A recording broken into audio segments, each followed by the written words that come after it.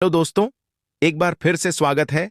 आज हम आपको कुछ ऐसी सफलता के लिए बेहतरीन टिप्स देंगे जो आपको अपनी सक्सेस जर्नी। स्वामी विवेकानंद ने जीवन में सफल होने के लिए 10 खास मूल मंत्र बताए हैं, जिन्हें अपनाकर आप भी कामयाबी हासिल कर सकते हैं। इन मूल मंत्रों को अपनाकर एक उद्यमी और सफल जीवन जी सकते हैं।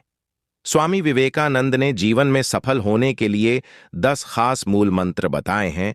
स्वामी विवेकानंद के मूल मंत्रों में श्रेष्ठता का विशेष महत्व है।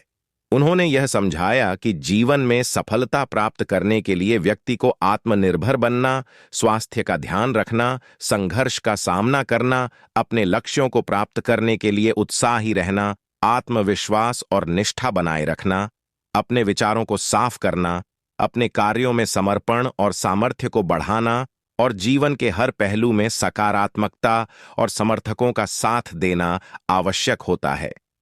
ये सभी मूल मंत्र एक सफल और संतुलित जीवन की ओर प्रेरित करते हैं। आत्मनिर्भरता।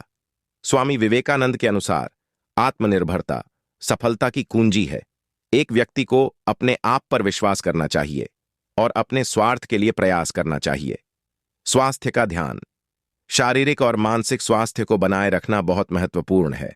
अच्छे स्वास्थ्य के बिना कोई भी लक्ष्य प्राप्त नहीं किया जा सकता। संघर्ष का सामना।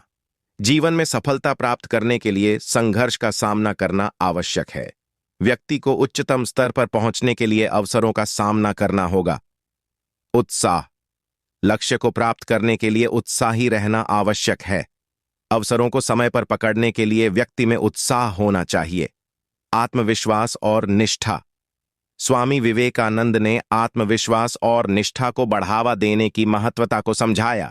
यह दोनों ही गुण व्यक्ति को उनके लक्ष्यों की ओर ले जाते हैं। विचारों को साफ करना। स्वामी विवेकानंद ने विचारों को साफ करने और सकारात्मक सोच का ध्यान देने की सलाह दी है।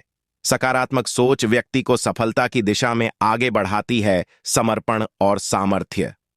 एक व्यक्ति को अपने काम में पूरी तरह से समर्पित रहना चाहिए। समर्पण और सामर्थ्य व्यक्ति को अपने लक्ष्य को प्राप्त करने में मदद करते हैं।